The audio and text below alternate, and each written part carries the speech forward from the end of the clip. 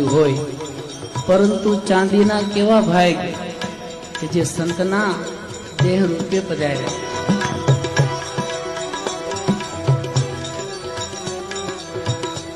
ચાંદીના ચોસલા કે છે રે અમારા પુણ્ય કેવા પ્રગટાણા.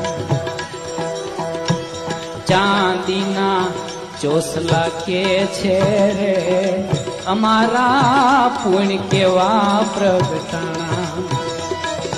પુણ્ય કેવા પ્રગટાણા અમે તો સંતના દેહમાં સમાણા.